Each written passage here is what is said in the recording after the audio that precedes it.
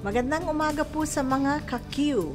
Welcome po sa Glitters. Amethyst has been found among the possessions of royalty throughout the ages.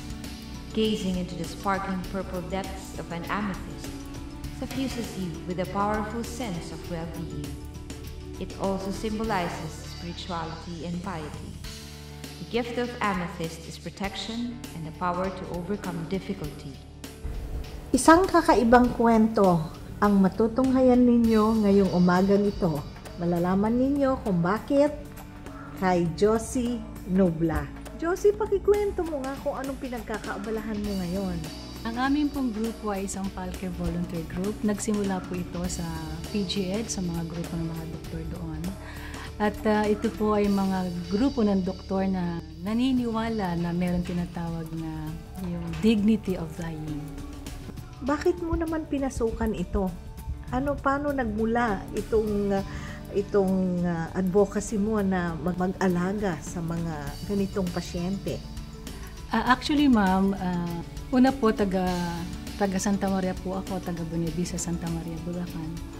Bago po ako napunta sa trabahong ito, dati po akong nasa corporate world. Dati po akong may sariling negosyo na nasa construction. At nagtayo din po ako ng isang consultancy company and marketing. Mm-hmm. Meron din po ako naging opisina dito sa Makati. Diyan din po ako nakatira for 4 years after na pagkagaling ko sa Canada. Oh. So, medyo mahaba pong istorya, pero dumating na dun sa buhay ko na parang nagkaroon na ako ng emptiness.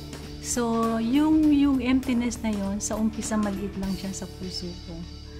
Na akala ko kulang lang ako sa boyfriend kasi single mama ko eh. Oh, okay. So akala ko KSP lang ako. No? Akala ko naghahanap lang ako ng atensyon. No? Ginagawa ko yung mga dapat gawin ng mga KSP, pero hindi rin ako nasasatisfy, parang may hinahanap pa rin ako.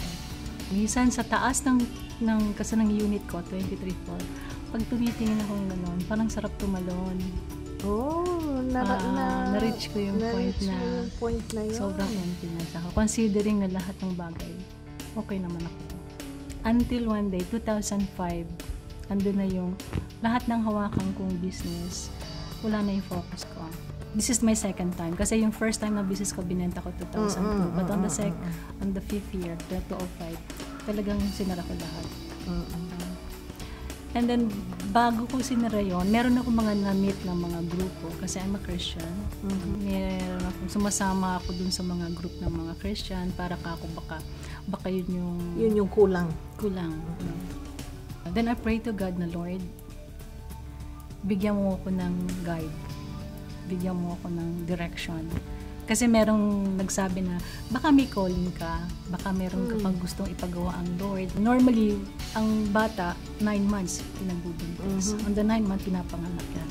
So, kung meron akong gagawin na gawain mo, in 9 months, dapat malaman ko na kung anong gagawin ko sa buhay ko. Talagang, hindi ako lumalabas ng bahay for yung mga sosyalan, except for some emergencies lang.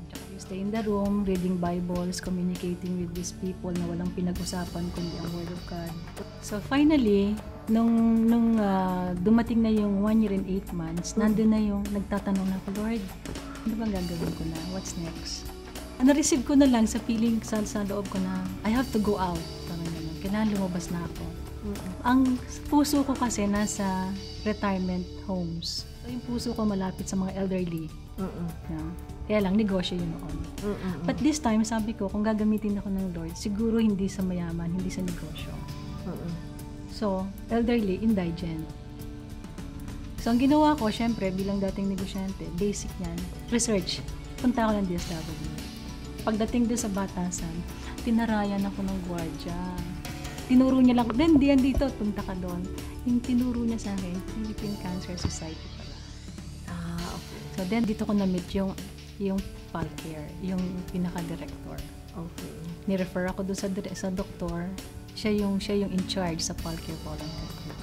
Sa Santa Maria, together with Dr. Agnes Bausa, dahil may nag-donate ng para sa foundation, then we started this Hospice Foundation.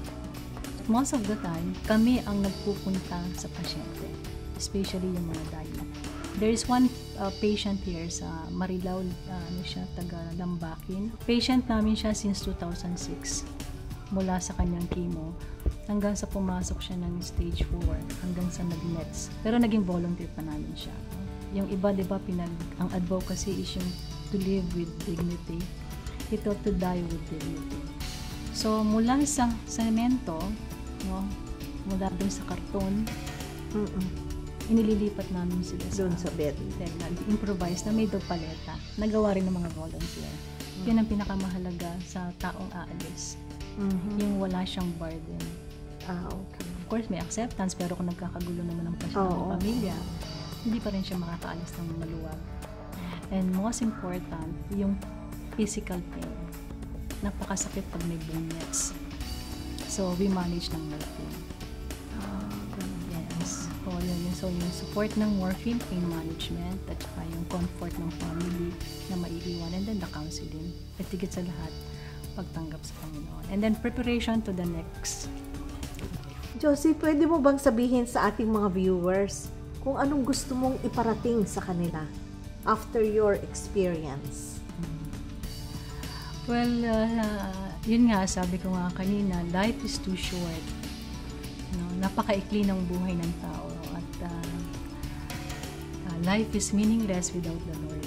So, kung meron kayong mga kamag-anak, mahal sa buhay, na dumadanas, no, ng matinding sakit, na alam nyong sooner or later mag-go, make the most out of it. Ipakita nyo na yung inyong pagmamahal.